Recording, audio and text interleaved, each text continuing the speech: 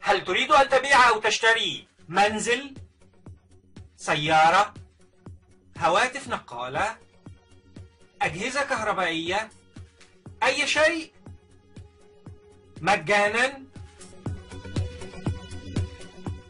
الحل سيلت فور مثل الوسيط ولكن مجانا.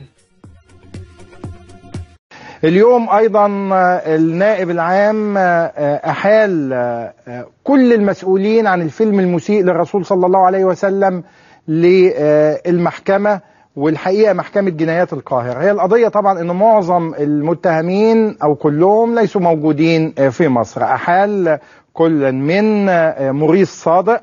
موريس صادق هو أحد تنظيمات أقباط المهجر، يقود مجموعة، أعلن أنه كتب مقدمة هذا الفيلم.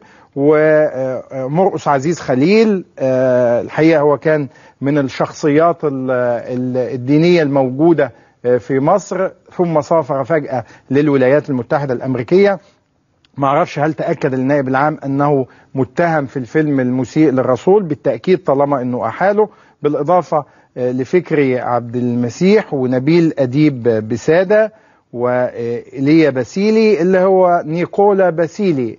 كانت معانا الممثلة الأمريكية سيندي لي جارسيا في اللقاء التلفزيوني الذي انفردنا به، وقالت انه مهندس هذا الفيلم هو نيكولا باسيلي اللي بيقدم نفسه بأسماء مختلفة، واللي صورته يعني نحاول نجيبها لأنها موجودة بدأت تظهر، وله صورة أيضا وهو يتخفى أثناء التحقيق معه. بالإضافة لناهد محمود متولي وشهرتها فيبي عبد المسيح بولس صليب. هنحاول نسلط لكم الأضواء على هذه الأسماء لأنه يعني ما كانش عندنا الوقت إن احنا نجمع المعلومات عنهم. بالإضافة لنادر فريد نيكولا وتيري جونز اللي هو حول حرق المصحف لرياضة يومية. الراجل ده كل شوية أو كل أسبوعين 3 يعمل عملية لإشعال النار في المصحف لاستفزاز المسلمين.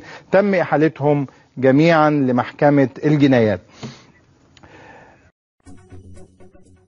هل تريد أن تبيع أو تشتري منزل، سيارة، هواتف نقالة، أجهزة كهربائية، أي شيء مجانا؟